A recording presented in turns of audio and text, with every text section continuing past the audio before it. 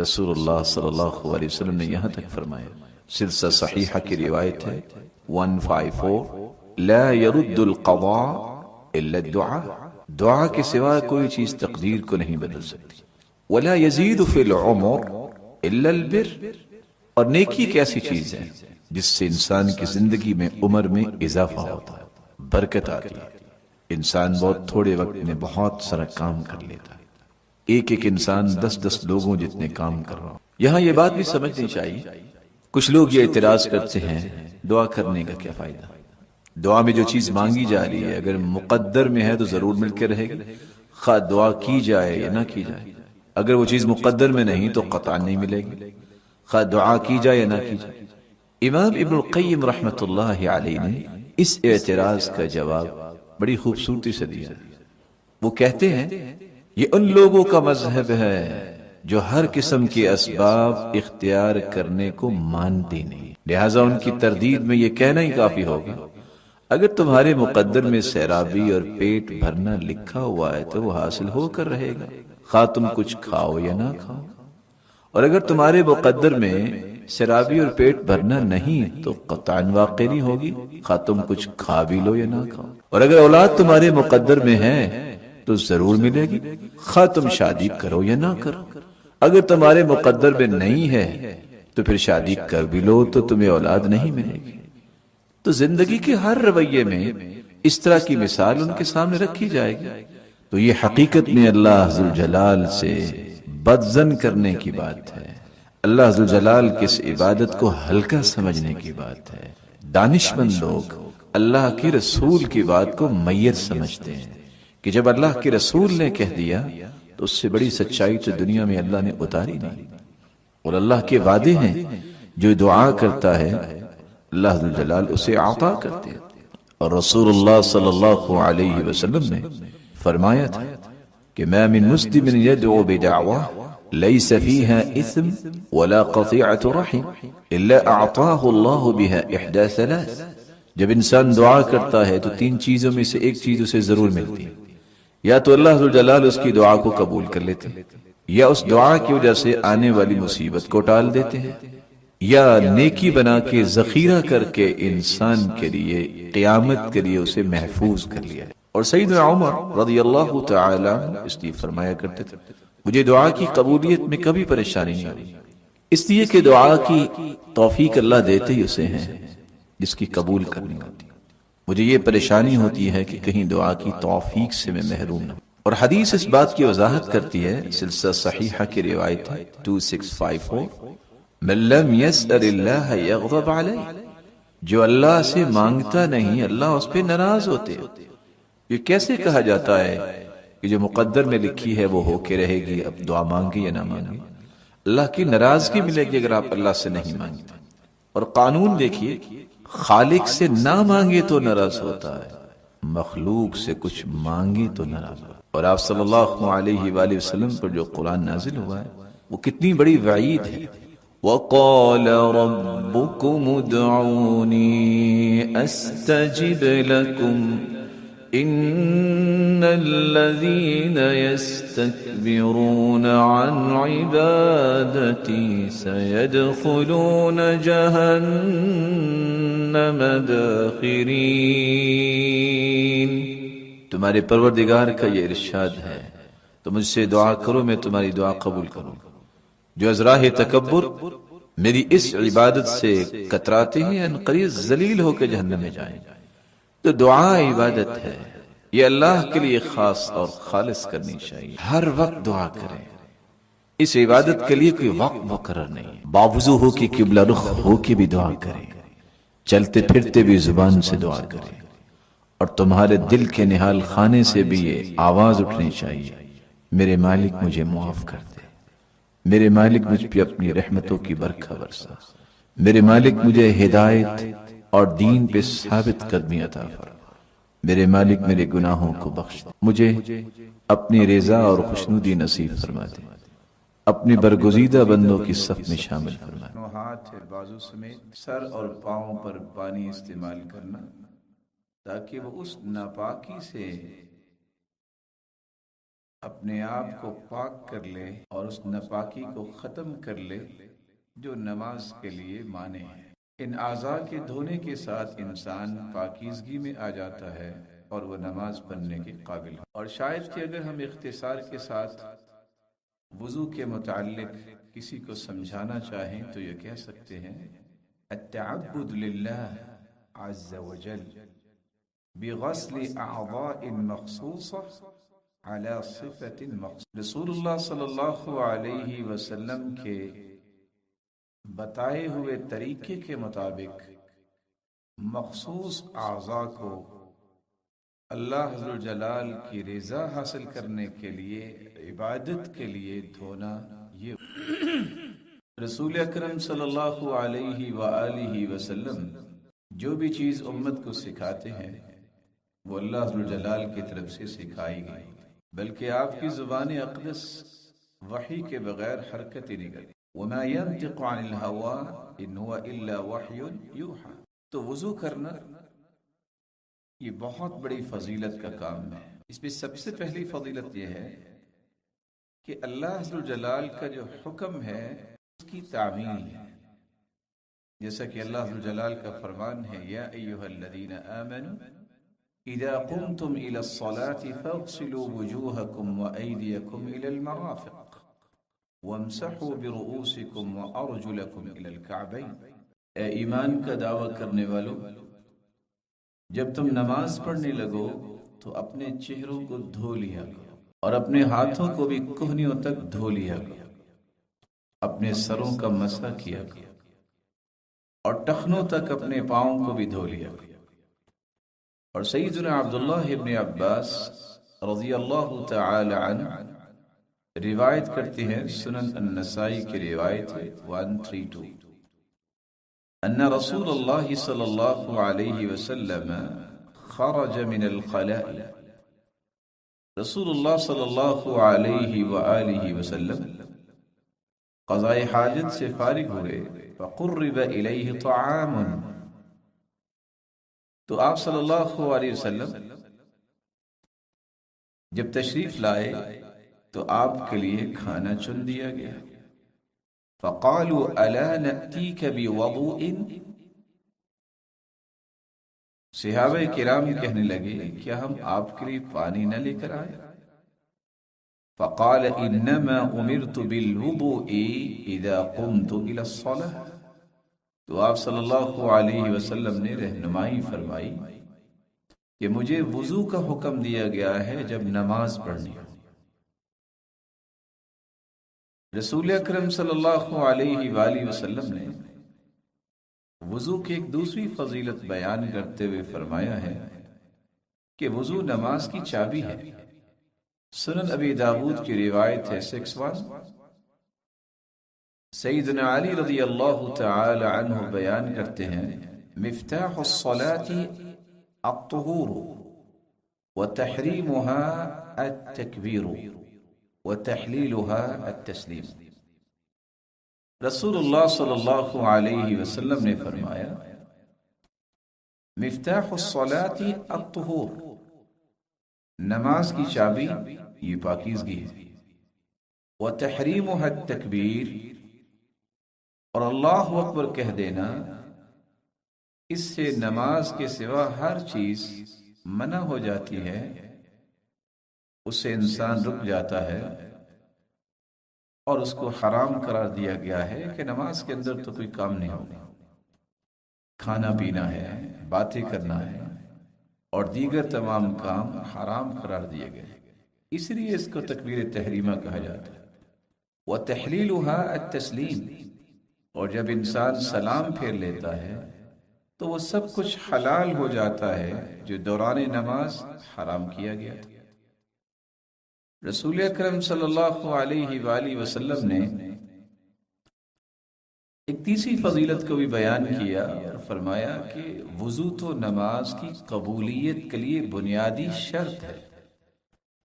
صحیح مسلم کی روایت ہے 224، مصعب بن سعد بیان کرتے ہیں دخل عبد الله بن عمر على ابن عامر يعوده وهو مريض، سیدنا عبداللہ ابن عمر رضی اللہ تعالی عنہ سیدنا ابن عامر کے پاس پہنچے عیادت کرنے کے لیے جبکہ وہ بیمار تھے. فقال الا تدعو اللہ لی ابن عمر، تو وہ کہنے لگے اے عبداللہ ابن عمر کیا آپ میرے لیے دعا نہیں کریں گے؟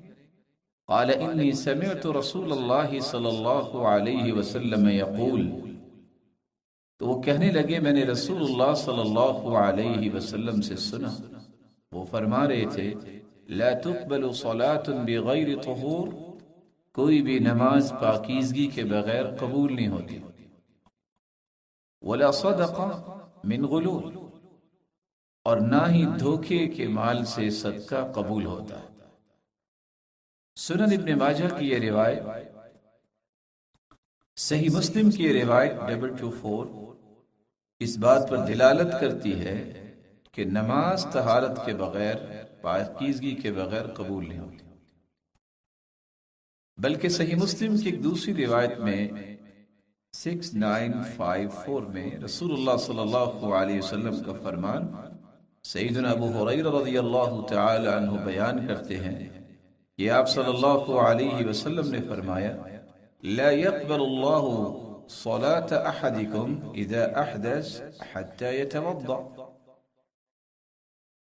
جب بھی تم میں سے کوئی بے وضو ہو جائے جب تک وضو نہیں کر لیتا اس وقت تک اس کی نماز کو قبول نہیں کیا جاتا. آپ صلی اللہ علیہ وسلم نے وضو کی ایک چوتھی فضیلت کو بیان کرتے ہوئے فرمایا کہ وضو تو نصف ایمان ہے. جامع ترمذی کی ایک روایت ہے 3517، سیدنا ابو مالک اشعری رضی اللہ تعالی عنہ بیان کرتے ہیں رسول اللہ صلی اللہ علیہ وسلم نے فرمایا الوضوء شطر الایمان، وضو تو آدھا ایمان ہے. والحمد للہ تملأ المیزان، اور الحمدللہ کہنا یہ قیامت کے دن میزان کو، اس پیمانے کو نیکیوں سے بھر دے. وسبحان اللہ والحمد للہ تملأان او تملأ ما بین السماوات والارض، اور سبحان اللہ اور الحمدللہ کہنے سے زمین و آسمان کا خلا نیکیوں سے لبریز ہو جاتا ہے. والصلاة نور، اور نماز ایک نور اور روشنی ہے. والصدقۃ برہان، اور صدقہ کرنا کسی بھی مومن کے سچے ایمان کی دلیل ہے. والصبر ضیاء، اور صبر بھی روشنی ہے. والقرآن حجۃ لک او علیک، قرآن یا تو آپ کی سفارش کرے گا یا آپ کے خلاف قیامت کے دن گواہ بنے گا. کل الناس یغدو فبائع النفس فمعتقها او موبقها، ہر شخص صبح کرتا ہے یا تو اپنی جان کو جہنم سے محفوظ کر لیتا ہے یا اسے ہلاکت کی طرف لے جاتا ہے. رسول اکرم صلی اللہ علیہ وآلہ وسلم نے ایک دوسری حدیث میں بھی اسی بات کا اظہار فرمایا کہ اسباغ الوضوء شطر الایمان. سنن النسائی کی روایت ہے 3437 کہ وضو کو مکمل کرنا یہ آدھا ایمان ہے. پھر آپ صلی اللہ علیہ وآلہ وسلم نے پانچویں فضیلت کو بیان کرتے ہوئے فرمایا کہ یہ وضو پر ہمیشگی یہ تو ایک خوبصورت ایمان کی نشانی ہے. سنن ابن ماجہ کی روایت ہے 277، آپ صلی اللہ علیہ وسلم کے صحابی ثوبان رضی اللہ تعالی عنہ بیان کرتے ہیں رسول اکرم صلی اللہ علیہ وسلم نے فرمایا استقیموا ولن تحصوا، استقامت اختیار کرو اور اپنے اعمال کو بس دیکھتے ہی نہ رہا کرو، اپنے اعمال کو بجا لاتے رہو. وَاعْلَمُوا أَنَّ خَيْرَ أَعْمَالِكُمْ الصَّلَاةُ، اور یقین کر لو تمہارا بہترین عمل نماز ہے. وَلَا يُحَافِظُ عَلَى الْوُضُوءِ إِلَّا مُؤْمِنٌ، وضو پر ہمیشگی اختیار کرنے والا یہ مومن ہوتا ہے. خوش نصیب ہیں وہ لوگ جو اپنے آپ کو ہر وقت باوضو رکھنے کی کوشش کرتے ہیں. رسول اکرم صلی اللہ علیہ وآلہ وسلم نے ایک چھٹی فضیلت کو بیان کرتے ہوئے امت کو یہ رہنمائی دی تھی سنن النسائی کی روایت ہے 147. عمرو بن عبسہ رضی اللہ تعالی عنہ روایت کی راوی ہے.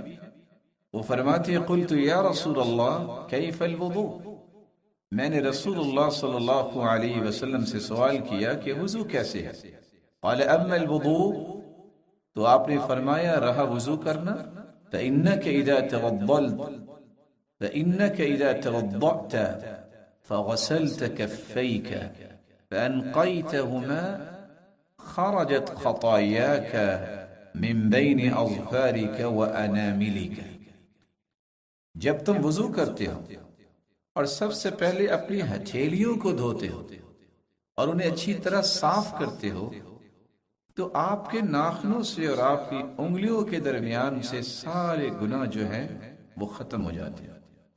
فَإِذَا مَضْمَضْتَ وَاسْتَنْشَقْتَ مَنْخِرَيْكَ وَغَسَلْتَ وَجْهَكَ وَيَدَيْكَ إِلَى الْمِرْفَقَيْنِ وَمَسَحْتَ رَأْسَكَ وغسلت رجليك إلى الكعبين اغتسلت من عامة خطاياك فإن أنت وضعت وجهك لله عز وجل خرجت من خطاياك كيوم ولدتك أمك.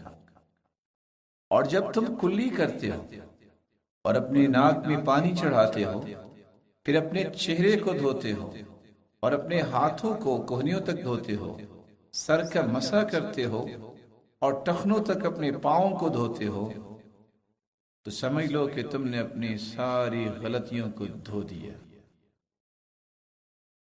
اگر اس وضو کے بعد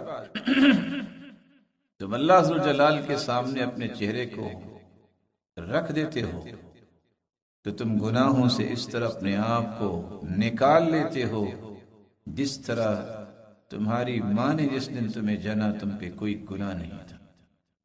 قال ابو امامہ فرماتے ہیں فقلت یا عمرو بن عبسہ انظر ماذا تقول اکل هذا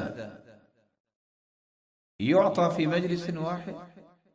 میں نے کہا اے عمرو بن عبسہ دیکھو آپ کیا کہہ رہے ہو، یہ سارے کے سارے معاملات ایک ہی مجلس میں ہو جاتے ہیں. قال اما والله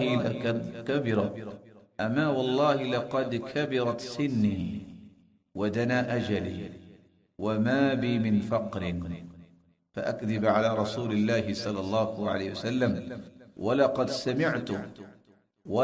سمعته أذناي ووعاه قلبي من رسول الله صلى الله عليه وسلم. تو عمرو بن عبسہ بیان کرنے لگے اللہ کی قسم میں بوڑھا ہو گیا، میری موت قریب آ چکی ہے اور مجھے کوئی ضرورت بھی نہیں ہے کہ میں اللہ کے رسول صلی اللہ علیہ وسلم کے متعلق جھوٹ بولوں. میرے کانوں نے یہ بات سنی اور میرے دل نے اس کو یاد رکھا کہ رسول اکرم صلی اللہ علیہ وآلہ وسلم نے یہ بات بیان کی تھی. سیدنا عمرو بن عبسہ رضی اللہ تعالی عنہ ایک دوسری روایت میں اس بات کا بھی اضافہ کرتے ہیں.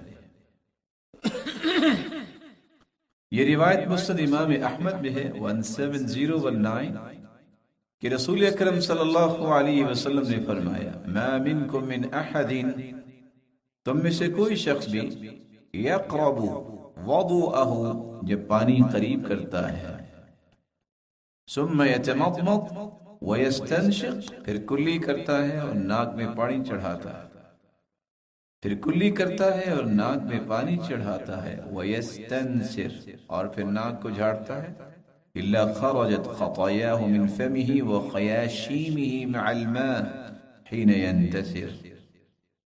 تو جو ہی یہ عمل بجا لاتا ہے تو اللہ عز و جلال کے حکم سے اس کی منہ کی برائیاں، خطائیں اور پانی کے گرنے کے ساتھ ہی ناک کی خطائیں نکل جاتی ہیں. ثم يغسل وجهه كما أمره الله تعالى إلا خرت خطايا وجهه من أطراف لحيته من الماء. پھر وہ چہرے کو اسی طرح دھوتا ہے جس طرح اللہ ذو الجلال نے حکم دیا ہے. تو داڑھی کے بالوں کے ساتھ جیسے پانی گر رہا ہوتا ہے تو اللہ ذو الجلال کے حکم سے اس کی برائیاں بھی گر چکی ہوتی ہیں. ثم يغسل يديه إلى المرفقين إلا خرت خطايا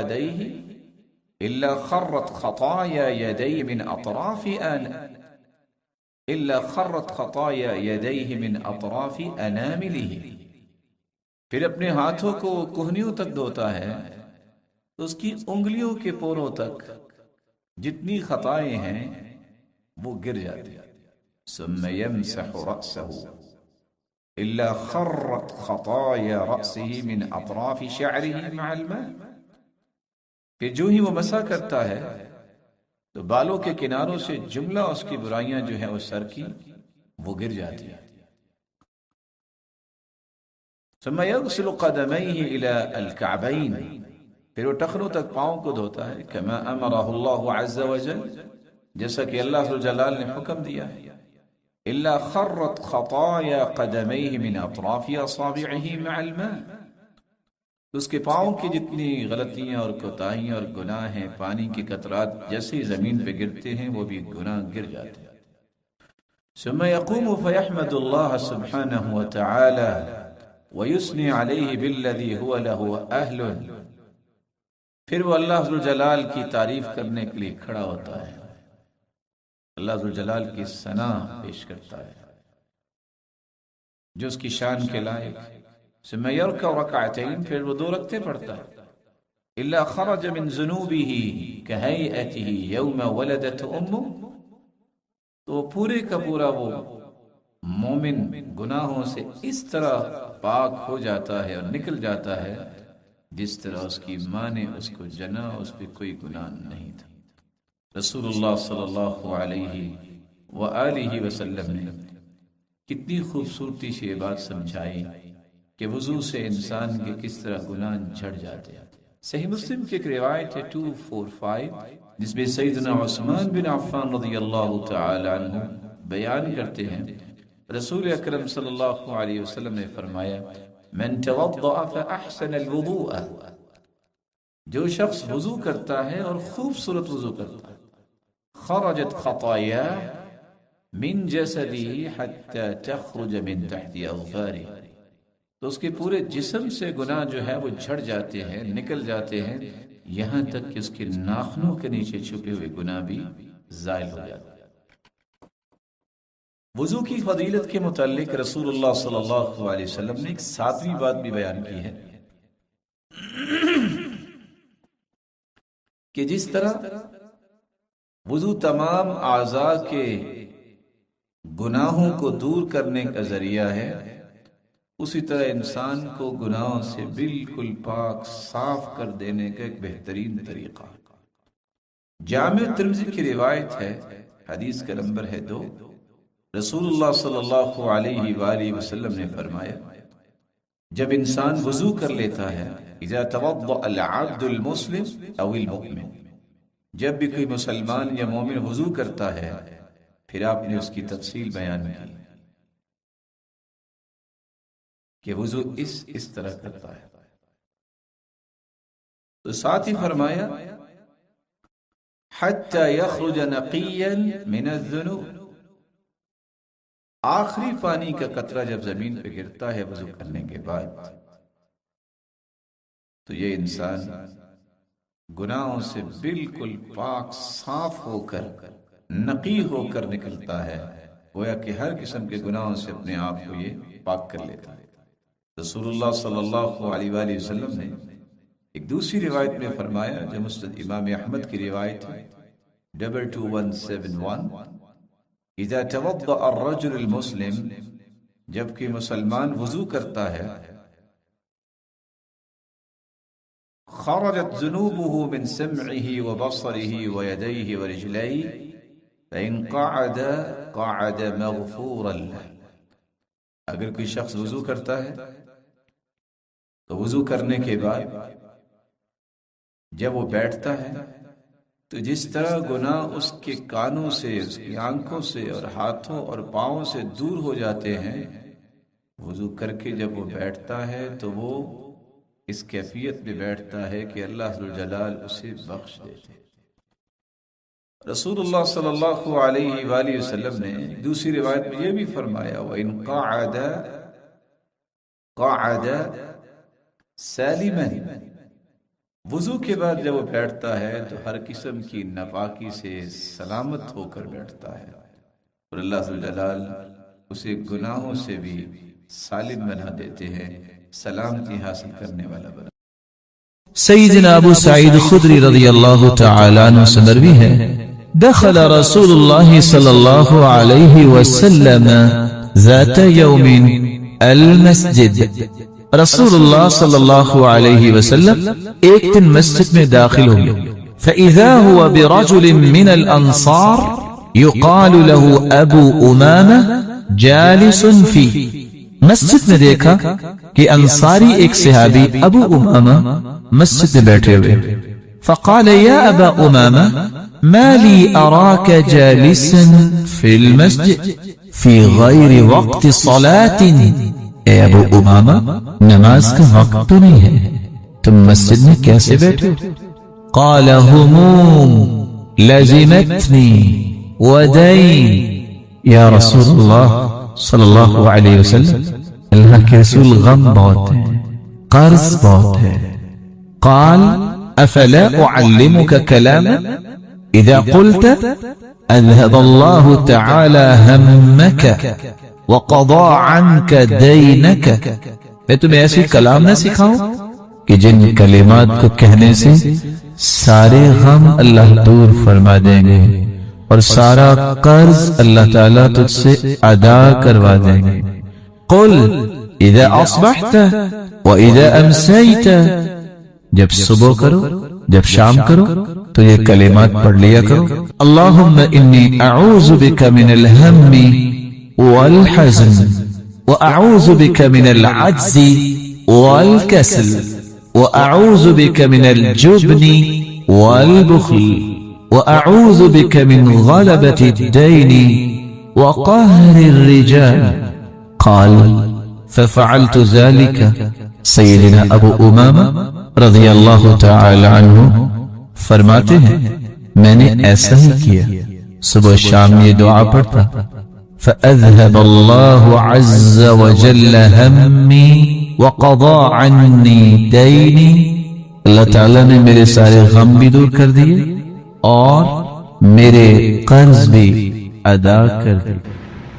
دیکھو 3 سال پہلے غالباً بیت اللہ کے باہر انتظار کر رہے تھے، ایک شخص آیا السلام علیکم، وہ میں نے حدیث سنی 40 دن تکبیر اولیٰ کے ساتھ نماز پڑھنے کی، ایک دعا کر دیجیے۔ میں نے کہا جی حکم فرمائے۔ کہتے ہیں یہ 37 دن ہو گئے بیت اللہ پہلی صف تکبیر اولیٰ کے ساتھ میں نے نماز پڑھی ہے، دعا کریں اللہ 3 دن زندگی دے دے میری یہ خواہش پوری ہو۔ خواہش ہے اللہ ایسی بلند خواہشیں ہر ایک کو نصیب فرمائے۔ رسول اکرم صلی اللہ علیہ وسلم نے فرمایا صبح اور عصر کے وقت فرشتوں کی ڈیوٹی چینج ہوتی ہے، اس لیے حافظوا علی الصلوات والصلاة الوسطى وقوموا للہ قانتین، عصر کی نماز کا خیال رکھا کریں۔ فرشتے جب اللہ کے پاس جاتے ہیں تو اللہ ذوالجلال پوچھتے ہیں من این اقبلتم، کہاں سے آئے ہو؟ اللہ جانتے تو ہوتے لیکن ان کی گواہی ڈالنا چاہتے، اللہ تیرے بندوں کے پاس سے آئے، اچھا کیا کر رہے تھے؟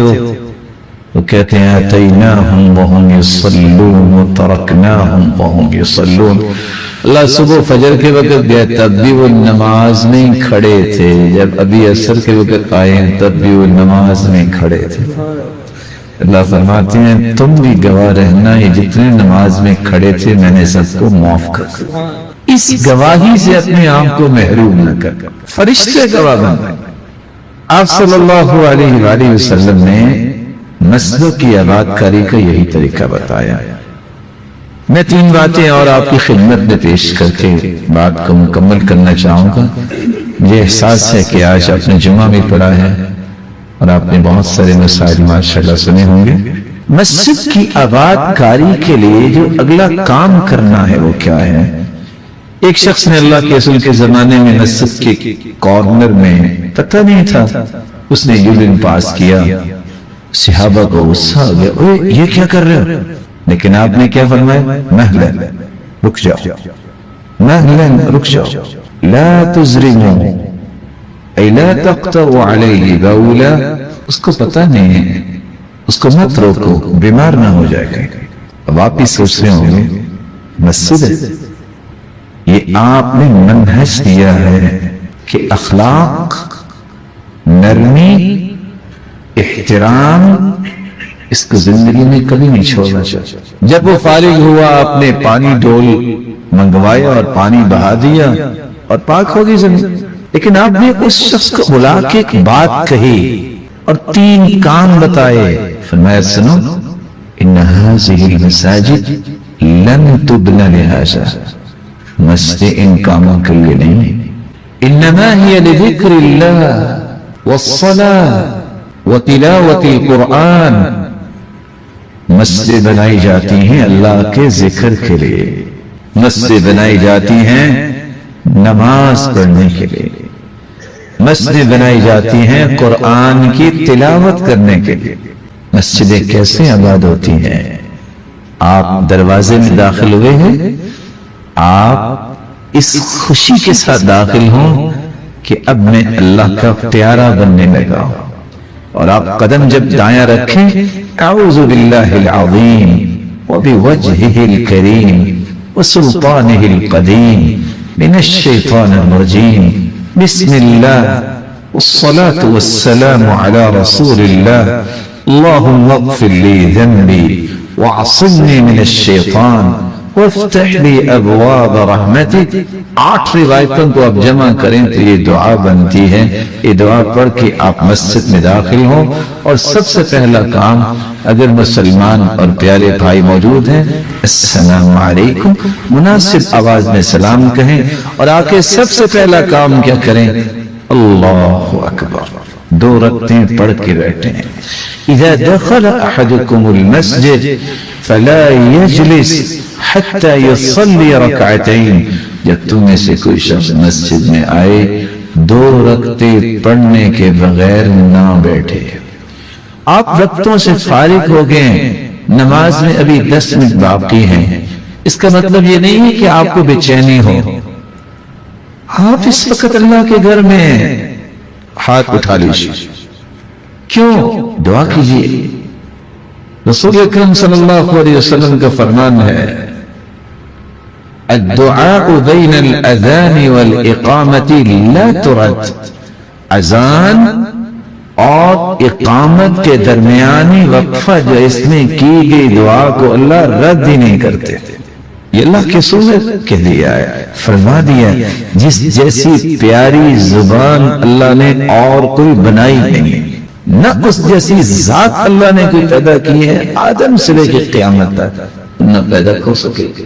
آپ دعا کر چکے، قرآن کھول کے بیٹھ سکے، اللہ کا ذکر کیجئے، اس مسجد کو امن سکون کا گہوارہ بنائیے۔ کیسے بنے گا؟ جو اللہ کے رسول نے طریقہ بتایا ہے۔ مت اونچی گفتگو کیجئے، مت دنیا داری کی باتیں، بہت وقت ہے ہم باہر کر سکتے ہیں، مسجد میں آ کے ذکر کریں، اللہ کا قرآن پڑھیں، نوافل پڑھیں۔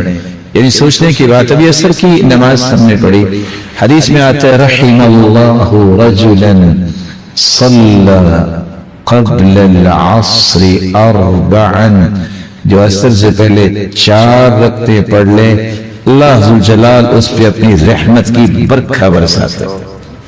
اس سنتیں زندہ کرنی چاہیے۔ رسول اکرم صلی اللہ علیہ وسلم نے فرمایا، من صلی 12 رکعہ فی یوم و لیلہ بنی لہ بیت فی الجنہ، جو 12 رکعتیں دن اور رات 24 گھنٹوں میں پڑھ لیتا ہے، اللہ اس کا جنت میں گھر بنوا دیتے ہیں۔ وہ 12 رکعتیں کیسے ہیں؟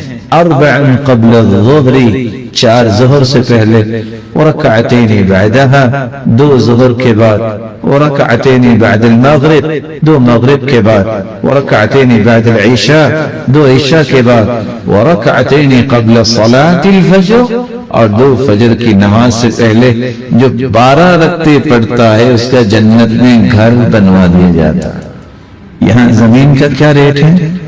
یہاں کیا ریٹ ہے زمین کا؟ 10-12 لاکھ۔ اگر کسی نے کچھ 6 کنال کا گھر بنانا ہو تو کتنے کا بنے گا؟ صرف آپ کو کمپیریٹیولی چیک کروانے جا رہا ہوں. یہاں سے یہ جو سرگودا جو ہے کتنے کلومیٹر ہے؟ 72 کلومیٹر یا مائلز؟ کلومیٹر. کبھی سوچا ہے جو جنت میں روزانہ میں اور آپ گھر بنا سکتے ہوں، گھر کتنا بڑا ہوگا؟ چھوڑیے گھر کو، میں خیمے کا ایک قصہ دے دیتا ہوں آپ کو. جنت میں گھر بھی ہوں گے، خیمے بھی ہوں گے.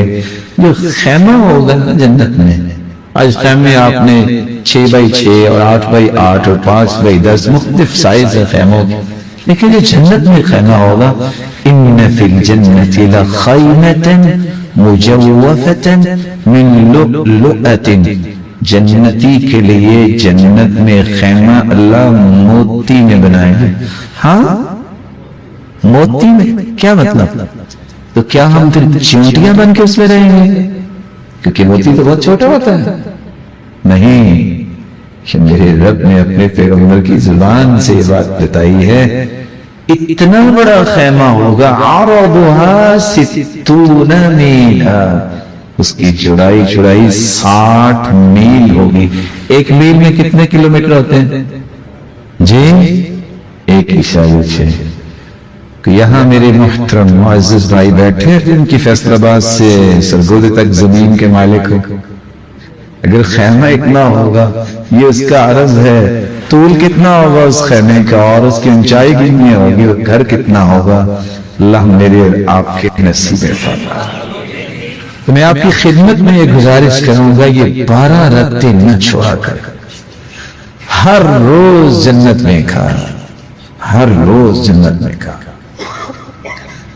اور حدیث میں آتا ہے جو بندہ زور سے پہلے 4 پڑھ لے اور زور کے بعد بھی 4 پڑھ لے، اللہ اس کے چہرے پہ آگ کو حرام قرار دے دیتا ہے. لحرم اللہ وجہہ علی النار.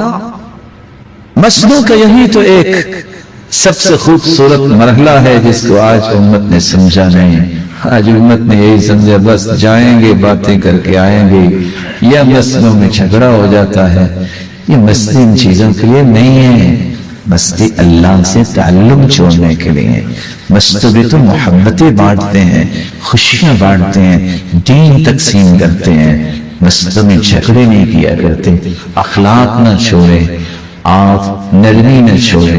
اگر کوئی آپ سے آ کے بدتمیزی بھی کر لیتا ہے، ہو سکتا ہے اس کو پتہ نہ ہو، آپ خاموش رہیں، اس کو باہر نکل کے کہیں مسجد میں اونچا بولتے، اللہ کے رسول نے منع کیا. اگر آپ کو زیادتی بھی کر لے گا، گالی بھی دے دے، تو یہ اس کی جہالت ہے نا. تو کیا کسی کی جہالت کو دیکھ کے ہم خود بھی جاہل بن جائے؟ وہ کیوں؟ ہم اپنی اچھائی کو کیوں چھوڑیں؟ وہ یحییٰ بن معین کو گالی دی ایک انسان نے تو مسکرانے لگ گئے. جیسے آج کل بھی ساتھی ہی ہمیشہ لڑائیاں کرواتے ہیں، کہتے ہیں اوے بزدل ہو، جواب دو. تو یحییٰ بن معین پھر مسکرانے لگ گئے، کہتے ہیں فَلِمَاذَا تَعَلَّمْتُ إِذَنْ، اگر میں نے گالی کے جواب گالی دینی پھر میں نے دین کیوں پڑھا، پھر میں نے علم کیوں سیکھا. آپ وہ خوبصورت اور عزت والی امت ہو جس کے بارے میں اللہ کے رسول نے فرمایا تھا انتم تتمون 70 امہ انتم خیرها واکرمها علی اللہ عز وجل. تم 70ویں امت ہو اور کائنات میں سب سے زیادہ عزت والی امت ہے تو یہ امت محمد ہے. اس لیے آپ کو اپنی عزت کا سودا نہیں کرنا چاہیے. اور آپ کی عزت کس میں ہے؟ اخلاق میں ہے، نرمی میں ہے، احترام میں ہے. آپ اپنی اچھائی کو کبھی نہ چھوڑیں. اگلی بات جو حدیث میں آئی ہے یہ قرآن کے لیے ہے. میں گزارش کروں گا یہاں کی انتظامیہ کو اس دعا کے ساتھ کہ اللہ ان کو سلامت رکھے، بہت برکتوں سے نوازے، صبح و شام بچوں کی تعلیم کا بندوبست کرے.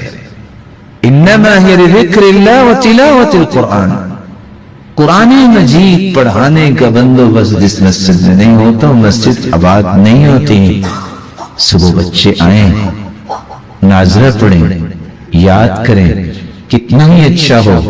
بہت ہی محترم بھائی، خطیب محترم، امام محترم، صبح زیادہ نہیں 1 سے 2 سے 3 آیات کا ترجمہ بڑے تحمل سے اپنے معزز بھائیوں کے سامنے پیش کریں. مغرب کی نماز کے وقت ایک حدیث، نہ زیادہ وقت لیں تاکہ یہ روزانہ کی قرآن و حدیث کی ڈوز اس کو ملے.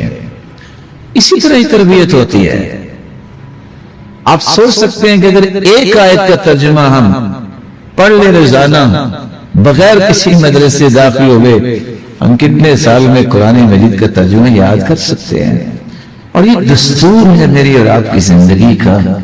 اور کتنا ہی اچھا ہو خطیب محترم، امام محترم مختلف اوقات میں اپنے بھائیوں کو محبت اور احترام سے بلا کے کہیں آج ہم نماز کا، غسل کا، تیمم کا، وضو کا عملی طریقہ پیش کریں. پروجیکٹر لگا ہو، حدیث سامنے لکھی ہو، ترجمہ اس کا نیچے ہو، ریفرنس ہو. یہ اللہ کے رسول نے وضو کیا ہے، کیسے؟ پہلے ہاتھوں کو یوں دھوئیں، نیت کرے، پھر خلال کرے. ایک ایک چیز سکھائیں، ایک ایک چیز بتائیں. یہ میں کیوں کہہ رہا ہوں؟ ان الرجل لیصلی 60 سنہ. حدیث کے الفاظ میں کچھ لوگ 60 سال نماز پڑھتے ہیں. وَمَا تُقْبَلْ لَهُ صَلَاةٌ. قیامت کے دن ایک نماز بھی ان کی قبول نہیں ہوگی. کیا مطلب انہوں نے وضو نہیں کیا ہوگا؟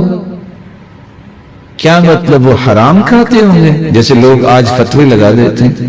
نہیں، حدیث میں کچھ اور. کیا انہوں نے سورہ فاتحہ نہیں پڑھی ہوگی؟ کیونکہ حدیث میں آتا ہے لا صلاۃ لمن لم یقرأ بفاتحۃ الکتاب، جو فاتحہ نہیں پڑھتا اس کی نماز نہیں ہوتی. نہیں، یہ معاملے نہیں ہے. حدیث کہتی ہے لعلہ یتم الرکوع ولا یتم السجود. ہو سکتا ہے اس نے رکوع تو مکمل کیا ہو، سجدہ مکمل نہ کیا ہو. سجدہ مکمل کیا ہو، رکوع نہ مکمل کیا ہو. کیفیت کیا ہے رکوع کی؟ کیفیت کیا ہے سجدے کی؟ کیفیت کیا ہے قیام کی؟ مجھے پہلے تشہد میں کیسے بیٹھنا ہے؟ مجھے آخری تشہد میں کیسے بیٹھنا ہے؟ اللہ کے پیارے محبوب نے اپنی انگلیوں کو کس طرح رکھا؟ آپ نے سلام کس طرح پھیرا؟ آپ نے وضو کیسے کیا؟ اور آپ صلی اللہ علیہ وسلم تیمم کیسے کیا کرتے؟ اور اگر غسل کی ضرورت ہو غسل کیسے کرتے؟ یہ ہر مسلمان کو آنا چاہیے. بلکہ میں آپ کی خدمت میں گزارش کروں گا اپنے گھروں میں بھی یہ سسٹم بنائیں. اپنی اہلیہ محترمہ، اپنی بیٹیوں، اپنے بیٹوں سے وضو کروا کے دیکھا تو کریں. اس کے ہاتھ کا پکا کھانا میں کھاتا ہوں. یہ میرا بیٹا اگر میں آج فوت ہو گیا یہ مجھے غسل بھی دے سکتا ہے کہ نہیں؟ یہ میرے لیے دعا بھی کر سکتا ہے کہ نہیں؟ یہ چیک رکھنا چاہیے. وتلاوت القرآن، قرآن پڑھنے کے لیے میں آپ بھائیوں سے بھی گزارش کروں گا اپنے بچوں کو بھجوائیں. اور مجھے بڑی خوشی ہوئی، اس بات کا علم ہوا کہ ابھی انشاءاللہ 1-2 دن کے بعد یہاں عصر کی نماز کے بعد قرآن کو خوبصورت پڑھنا، اس کو تجوید کہتے ہیں، اس کا ایک کورس ڈیزائن کیا گیا ہے. اور میں نے ان کی خدمت میں گزارش گزاری ہے کہ آپ تجوید کے ساتھ ساتھ قرآن جیسے پڑھائیں. ان پھولوں کو، ان بچوں کو آپ وضو کا طریقہ بھی بتائیں، آپ نماز بھی سکھائیں، آپ صبح و شام کے اذکار بھی یاد کروائیں. چھوٹی چھوٹی صورتیں کو یاد ہوں، کوئی نہ بھی ہو یا اکیلے نماز پڑھا سکے. ہم جب مسجد نبوی میں جایا کرتے تھے، جب مدینہ میں پڑھتے تو چھوٹے چھوٹے بچوں نے آ جانا، ہم دیکھ کے حیران ہوتے تھے. بالکل چھوٹے بچے تو بھاگتے بھاگتے آنا، آ کے نا سو چھوٹے بچے سب سبسڈی کرو، ایک نے آگے کھڑے ہو جانے اور سارے اتنے تو کسی نے پاؤں جو کہنا اگل لک سبسڈی کرو. ساتھ اس نے مسکرانا کہ یار کیسے ان کی تربیت. اور اس نے کبھی دائیں دیکھنا کبھی بائیں، جیسے انہوں نے دیکھا اماموں کو. اور پھر اس اللہ اکبر، چھوٹے بچے نماز جماعت کروا کے نماز پڑھتے. یہ تربیت ہمیں بھی دینی چاہیے. اس لیے میں آپ سے گزارش کروں گا، اور کاش اللہ ہمت دے امام محترم کو اور خطیب محترم کو، جتنے بڑے احباب ہیں یہ بھی ہمارے سروں کے تاج ہیں، ان کو بھی جتنا یہ سیکھ سکیں قرآن مجید کا ترجمہ، حدیث، ایک روزانہ ان کا کو معمول بنانا چاہیے. کہ ہم باقی دنیا کی چیزیں سیکھتے ہیں، یہ سیکھے تو سی اللہ ہمیں کیا کہہ رہے ہیں قرآن میں. شاید آپ نے قصہ پہلے بھی سنا ہوگا، میں پھر سنا کے اجازت چاہوں گا. وہ ساتھی میرے پاس آئے، امریکہ میں رہتے تھے، وہاں پھول لگانے آئے، کہتے جی میں آپ سے قصہ شیئر کرنا چاہتا ہوں۔ میں نے کرے، کہتے جی میں امریکہ میں تھا تو میں چونکہ مسلمان تھا تو میں اپنے آپ کو بڑا چیمپئن سمجھتا تھا، تو میں نے کہا کیا ہوا، استعفیٰ دے دیا آپ نے؟ کہتے نہیں جی ہم نماز پڑھ رہے تھے، دو چار گورے آئے، کہتے ہوئے کیا کر رہے ہو؟ اپنی زبان میں کیا کہنا تھا، what are you doing؟ تو میں نے کہا ہم تو نماز پڑھ رہے تھے۔ کہتے وہ کیا ہوتی ہے؟ ہم اس کو کیا بتا، کہا ہم اللہ کے سامنے کھڑے ہو کے اللہ سے باتیں کرتے ہیں۔ کہا یہ ایک آگے بھی کھڑا تھا، باقی آپ نے لائن بنائی تھی، یہ کون تھا؟ میں نے کہا یہ امام ہے جو لیڈ کرتا ہے۔ کہتے یہ کیا کہہ رہا تھا؟ کہ قرآن پڑھ رہا تھا۔ قرآن کیا ہے؟ کہتے اللہ کی کتاب۔ تو کیا اللہ تعالیٰ کی کتاب میں ہے؟ تو میں سوچنے میں پڑ گیا کہ مجھے ترجمہ تو آتا نہیں، میں یہ نہیں مجھے پتا۔ اچھا نا میں آپ کی امام سے بات کرواتا ہوں۔ امام صاحب کے پاس گئے، بھی آپ کیا پڑھ رہے تھے؟ کہتے قرآن پڑھ رہا تھا۔ کیا قرآن پڑھ رہے تھے؟ اللہ سے کیا کہہ رہے تھے؟ کہتے یہ تو مجھے بھی نہیں پتا۔ تو وہ گورے کہتے ہیں تعجب کی بات ہے، باتیں اللہ سے کرتے ہیں آپ کو پتہ ہی نہیں آپ کیا کرتے ہیں۔ دیکھیے چھوٹی سی بات نہیں ہے میرے بھائی، مجھے اور آپ کو علم ہونا چاہیے میں اللہ کو کیا کہہ رہا ہوں۔ اس لیے میں آپ سے سب سے گزارش کروں گا نماز کا ترجمہ ضرور پڑھیں، میں کیا کہہ رہا ہوں سوچ کے پڑھیں۔ اور عبداللہ بن مسعود نے فرمایا تھا 2 رکعتیں اگر میری قبول ہوگی یہ پوری دنیا سے مجھے عزیز ہے۔ اللہ عز و جل آپ سب کو سلامت رکھے اور اللہ عز و جل ہمیں نسلوں کو آباد کرنے والا بنائے۔